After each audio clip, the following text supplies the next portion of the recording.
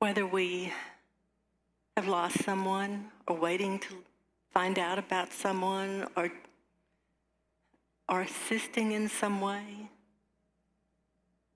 or if we're watching the news,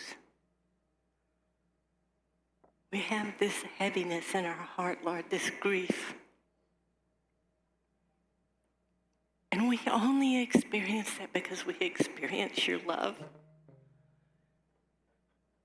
So guide us as we go into prayer each day, that we remember these who are in so much need of feeling your love at this time, in your presence.